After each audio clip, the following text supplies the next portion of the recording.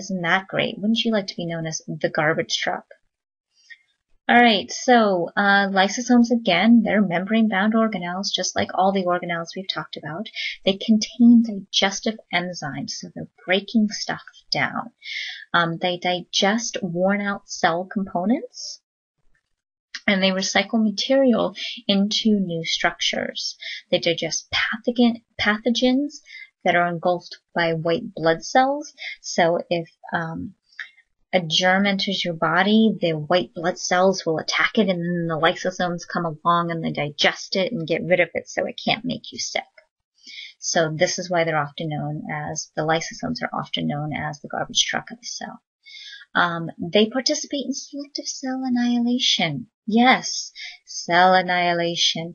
Lysosomes are often known as the suicide organelles because once a cell becomes old and worn out, the lysosome will actually begin to digest the cell. So the lysosome is inside of the cell, and when the cell gets too old and worn out, it actually starts to digest the cell itself. It starts to sort of eat the cell from the inside out, right?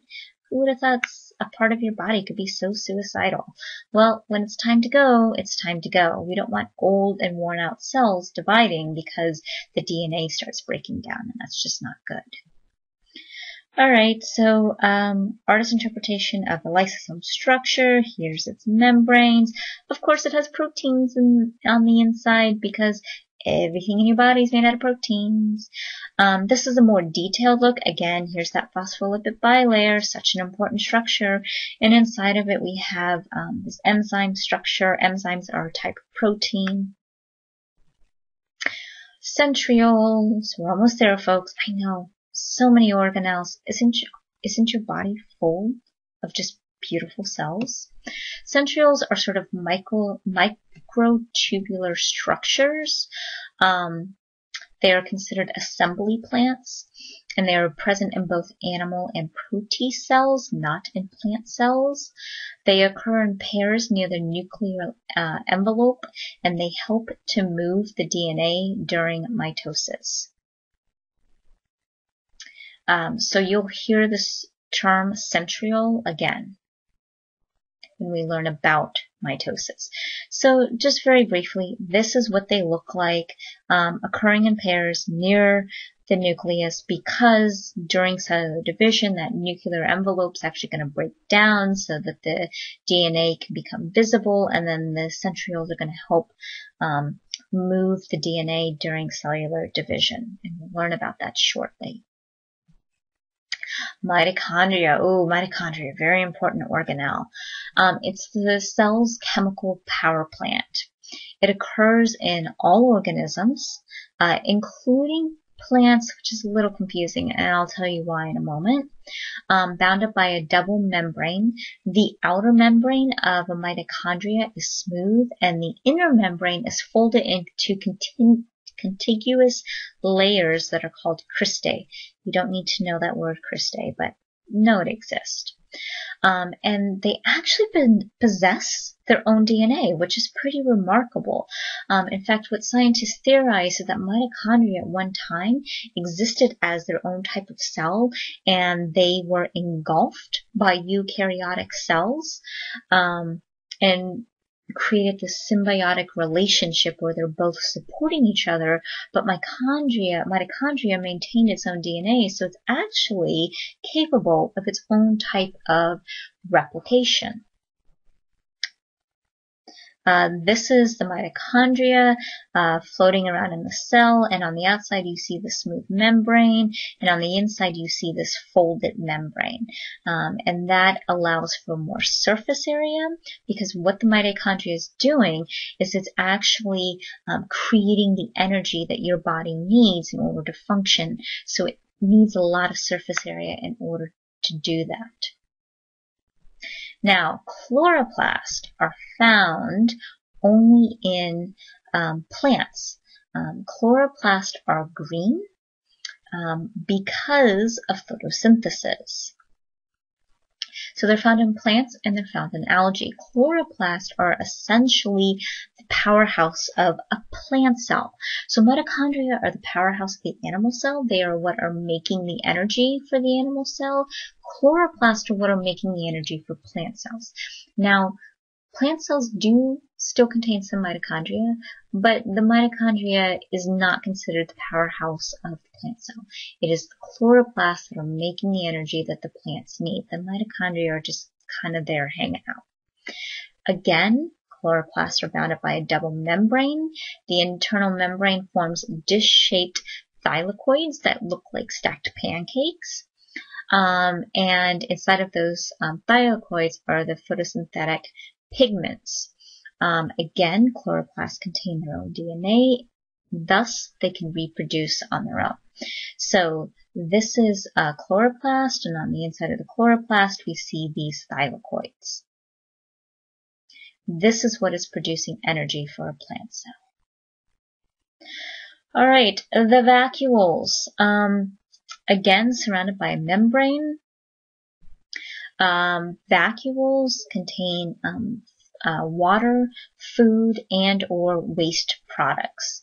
It contributes to intracellular digestion, so it basically helps the cell to digest and break things down, and also the release of cellular waste products. This at the top, this is an animal cell, and this is the vacuole. It's very large this at the top, this is a plant cell. And inside of this plant cell, we have this structure right here. This is the vacuole. The vacuole is very large in plants because it's what helps to provide structure and rigidity to the plant cell. So when you don't water a plant, what happens? Well, it starts to go all limp, right? And then you give it water and it perks right up. Well, that's because the vacuole is now full of water, and it gives it what's known as tubular pressure, and that tubular pressure helps the plant to stand erect. Now, animal cells do have vacuoles, which you see right here. This is the vacuole, but it's much, much smaller because it's not helping to provide the rigidity that a vacuole in a plant cell provides. So this is the tubular pressure that is provided when the vacuole is full of water in a plant cell.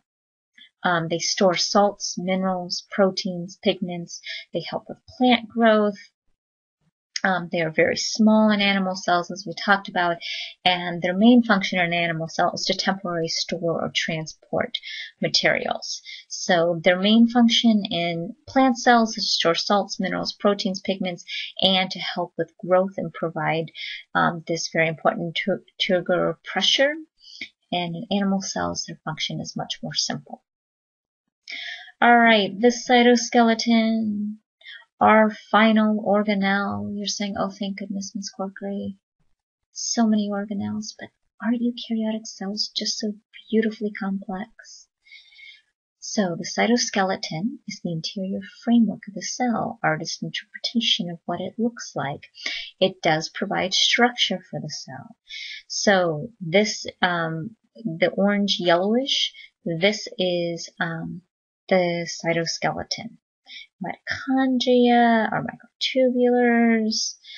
So basically what the cytoskeleton does is provide structure. All right, name one organelle found only in plant cells and one found only in animal cells. The organelle that's found only in plant cells? Chloroplast. Found only in animal cells? Well, this isn't really true. Mitochondria. It's good to think of mitochondria as existing only in animal cells because it gets confusing when you think of them in plant cells. So, mitochondria are the powerhouse of the animal cells. Chloroplasts are the powerhouse of the plant cells. Oh, wait, there's more. Almost done, I promise. Flagella and cilia, they provide two types of locomotion. The flagella act in a whip-like fashion, and they are usually the tail of a bacteria, so it's one way in which bacteria can have locomotion.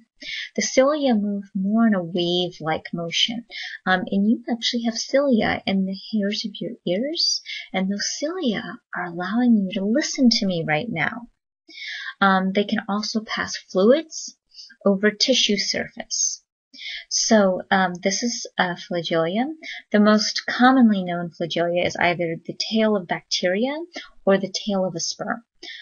So that's how the sperm are actually able to move, is through the whip-like motion of the flagella. This is cilia, very much enlarged, and as you can see, they move in a wave-like motion, especially when sound moves over them. They're very delicate, so make sure you don't have your volume turned up too loud, or you could be killing your cilia. The problem with cilia is they don't go back. Once you kill them, that's it. Gone. You're a murderer. You killed your cilia and damaged your hearing. You're going to be one of those old people saying, speak up, Sonny, I can't hear you. I listened to my music too loud when I was a rebellious teenager. All right. I will be quiet now. Thank you for listening. This is cell organelles. Oh wait, one last question. Where are organelles found in the cell? In the cytoplasm. All right.